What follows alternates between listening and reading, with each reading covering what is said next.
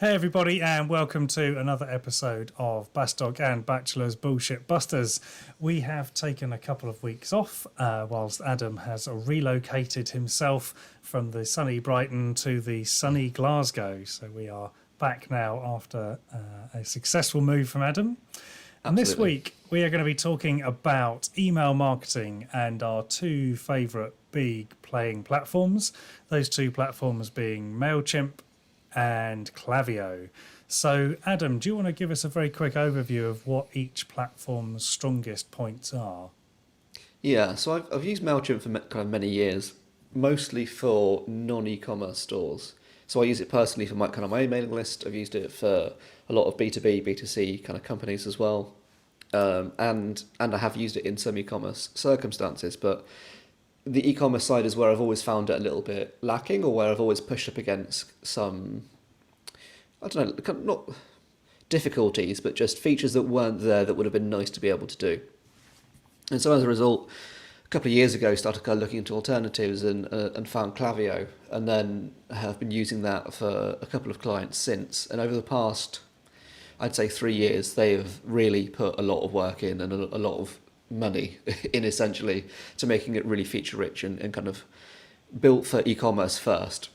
I think they actually started as a Shopify app back in 2012 or so. So they've really built up from e-commerce natively and have now kind of become into this full featured e-commerce or CRM, or whatever it's called. Not CRM. There's a word for it anyway. The Mail main two difference, deliverability platform, probably. yeah, there's some kind of big tech word for it, but essentially the difference between the two I find is that Mailchimp is very good for sending to kind of lists and to a fairly static group of people very easily, and you can quite easily build out automations or build out very simple kind of tools with it. It's quite easy to use, it's quite friendly, you don't have to fight with it too much, and it all makes sense when you're using it and kind of building those emails. Where Klaviyo becomes a lot more useful is when you start doing, say, e-commerce, because you can do far more complex features. So you can start segmenting people based on their shopping behaviour or their browsing behaviour. So something that we've done, or I've done with certain clients, is putting people into kind of buckets, so that if they're browsing the site and they browse 5 types of one product or 5 types of a different product, and this isn't them purchasing it, this is just them on the site browsing, we can then say, right, okay, so once someone has looked at this product set 5 times, or they've looked at this product set 5 times, so that might be someone looking at bedroom furniture, so if they've looked at beds, duvets, pillows, and then 2 other types, or if they looked at sofas, TV stands, living room lamps or something, we can then put those into different buckets, and then we can create kind of custom emails or custom automations of emails to those different product interest groups separately. That is something you can't do with Mailchimp, and you can't do Yeah. it very easily. So the only way that I think you can do it, and correct me if I'm wrong here, but is that when someone signs up to the mailing list, they can declare an interest in Yeah. living room or bedroom. And if they But with make a Klaviyo, purchase, you can add a tag based on the category of products they check out with. with you, yeah. But you can't do on-site viewing or anything like that. And I think that's the biggest thing for me, that is the difference, is that something like Klaviyo, and there's probably other e-commerce email platforms out there that are similar to this, where you can start inferring interest or inferring that kind of customization that you can then start doing. Yeah, I think that's definitely the biggest difference between the platforms, because Mailchimp does have WooCommerce and Shopify integration. But I'll be honest, the extent of that is so you can feature products in your email. So, for Yeah. example, you can say if someone has added something to the basket but not purchased it, for example, you can feature that product in an email to them, and you can do abandoned cart emails automatically through Mailchimp. So it does have e-commerce functionality, but having now used Klaviyo and seen what that can do, it's just the next level above what Mailchimp is doing. And as you say, I think that is from that e-commerce background they started. They're doing it. The pricing is really comparable as well. So I I've think been if you're surprised by paying that. for Mailchimp, which most people have to now, because they caught everybody out with a sneaky trick. So what Mailchimp did is they said to everybody, "We'll give you 10% off if you enable 2-factor authentication." So what people did is they jumped at that because everyone loves 10% off, and they secured their account. And then what happened is they found that nobody else could log in because, of course, it's secured to your phone. So then what you have to do is add another team member. But guess what? To do that, you've got to pay. And now to add more team members, you have to be on a paid subscription. So they gave everybody 10% off, and everyone's like, well, that's a great deal. And then added in the £30 team function. So a lot of people now are finding that actually Mailchimp starts at around £50 a month to even get going with Mailchimp. If, however, you're just a solo entrepreneur, then you don't need that add-on, and actually you can get by on about a tenner a month for most audience sizes. But realistically, for a decent sized business, you're going to be looking at about 30 quid a month for on Mailchimp, and Klaviyo starts at £30 a month. Well, it's free for 250. They both are. So I think an important thing just to kind of distinguish here as well is that the way Klaviyo and Mailchimp charge is probably slightly different, because I think with Mailchimp, is it based on the amount of active users you have? So the kind of the people in your list, whereas Klaviyo, it's the amount of active profiles. That's right. Yeah, they just define them slightly differently, don't they? Yeah, which I think it sounds a bit dodgy to start off with, but you kind of really understand it. Once you understand how much more information Klaviyo gives you, it makes a lot of sense, because if you've got an active list of, you might only have 300 people subscribed, but you might have like 2,000 people who are in the list from other sources that are active and that you can kind of track and see what they're doing, such as what products they're browsing on the site, whether they're kind of abandoning carts and stuff like that. And that they charge based on that total user amount of 2,000 rather than 300. I think it's still very cheap. It's still very kind of reasonable. Yeah, but I think it is. You will see slightly inflated figures for that. Yeah, I think Mailchimp have realised that they can't run a business on free, and for many businesses, they've stuck a sign up to our newsletter at the bottom of the page for years and years. They've gradually collected a few hundred people who've put in their email and been bored to tears by emails about bake sales and we've got a new van and total nonsense newsletters that no one cares about. And I think that's why when we always talk to our clients about email, they say, like, I don't really want to collect email addresses. I've got nothing interesting to say to anybody. I don't know what I'm going to email everybody. And I always think, well, don't base it on the worst emails you're getting. Base it on the best emails you're getting. Because actually, if your business was sending out the best emails like the best emails you're getting, then people would be opening it. You know, don't send an email that you wouldn't want to receive yourself. And I think that's the same with e-commerce, isn't it? There's a sliding scale of how far you can go with e-commerce and email. And actually, if you start off by going, I'm just going to bombard the hell out of people with, thousands of emails, then you're going to get blocked really quick. People are going to spam you. So you can overdo it with e-commerce. But actually, if you base it on the best email exchange you've had with a shop that resulted in a process, you can actually start to really refine what's happening. And I think the same is true with lead gen. You can start to say, well, actually, I'm going to send people 5 really useful emails with some great tips in that I think they're going to really enjoy. And the right customer will open them and engage with them. So I guess really in terms of the platforms, it's like the platforms enable you to run the best bit of your business with a load of automation. And if you're willing to use that, if you're willing to put the time in to make it work, it can really work for you. But if you're going to just send someone a product announcement every 6 months, or you're going to send someone an email about you've got a shiny new van once every 2 years, then obviously both platforms are a waste of time and money. I think when I've worked at previous companies as well, back in my employment days, there was a big thing where they just sent as many emails as possible to the largest group of people, and it just meant that people were getting emails they didn't care about. Hence that kind of example earlier of being able to tailor it based on whether they're looking at like living room furniture or bedroom furniture is, I don't think people mind getting more emails as long as they know that it's going to be, as you say, informative and useful to them. And why would someone who's shopping for living room furniture care about the latest taps that you've just released on your site? Yeah. It's just going to cause unsubscribes. So I think another key thing is that automation side.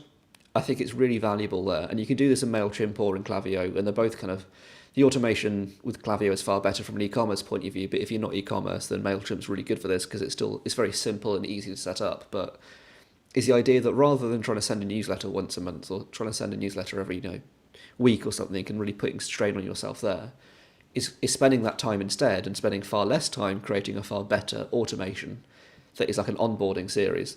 Yeah. So that might be that someone signs up to the mailing list and then they get, over a week, over a month, over 2 months, however long it might be, a series of emails, whether that's like an introduction to your brand as like a, hello, these are our qualities, here are our values, here's a discount code, etc. Or whether it's informative, such as like kind of product guides. If you're selling something more technical like a TV or something, you might be kind of doing a lot more nurturing and education on that product.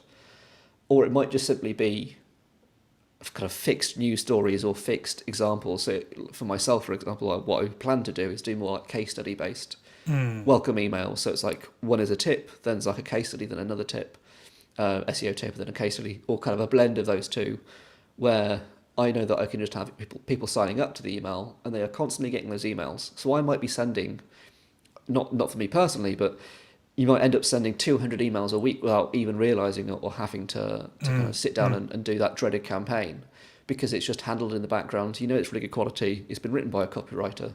It's been well thought out and designed. You know that they're good, but you've only designed 5 emails rather than having to do 5 a month, for example. Yes, exactly. So I think this is probably a bit of a diversion now, but kind of automations are so valuable, I think, for answering that email question of, when we're saying just send the best emails you've ever received, that doesn't mean you have to do it every week. You can just do it once, and then that will set you up for the year, and that's better than not doing it at all.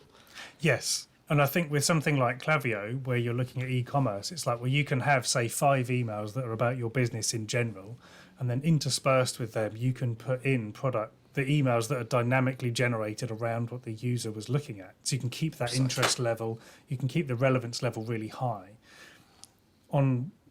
What you can do on Mailchimp, for example, is what they call a workflow. So it's called a continuous campaign is what they call it. And then you build a workflow and you can put rules in there. So, for example, if you're running a membership site, you could maybe have 6 nurturing emails.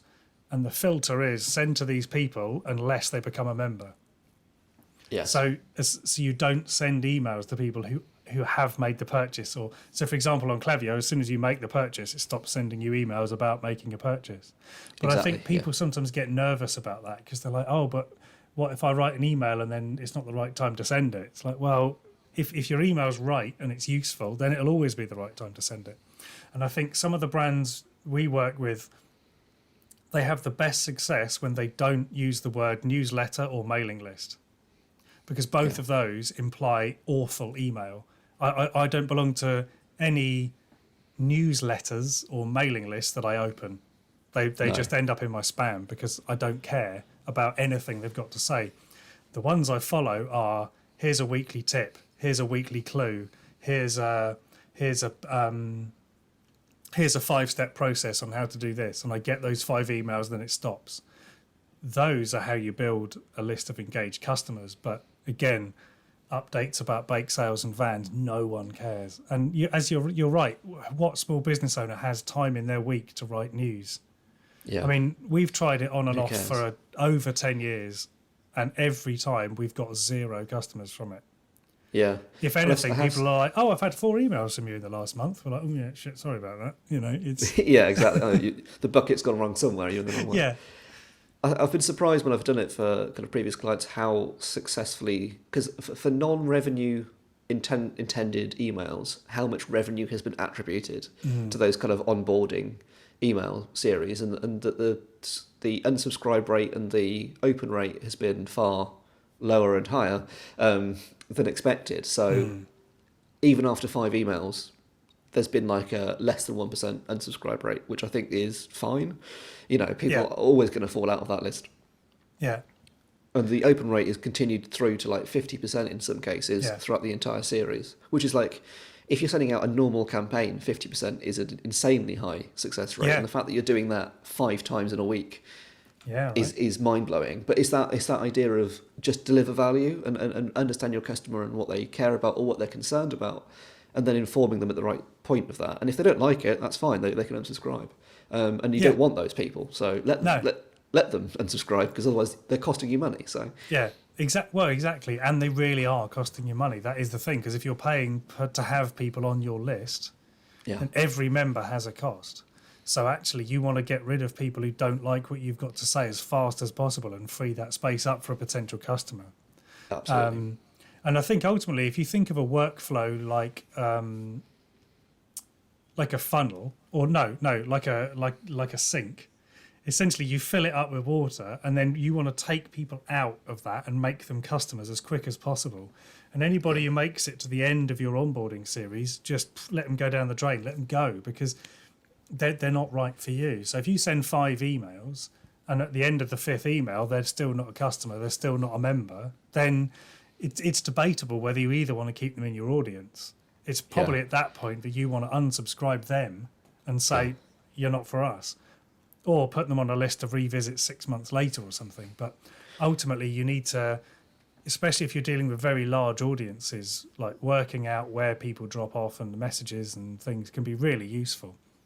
Well, I think that's where both platforms as well do have that kind of insight where it will, I don't know if they do it automatically, but it might have like a suggested kind of a least engaged list where people who have received a lot of emails but have opened basically none of them, and they can go, well, actually, let's do like a re-engagement campaign to them saying either subscribe and update your preferences or unsubscribe.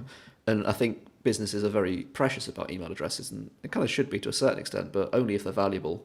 And as you say, if you have to get rid of people, that's fine. There's no point trapping someone in a room with you that isn't going to talk back to you. Like, you wouldn't do that in a normal situation. So with email, don't do the same either, because it's not like they're going to actually convert. And that is why you want email addresses in the first place, is so that they buy your stuff.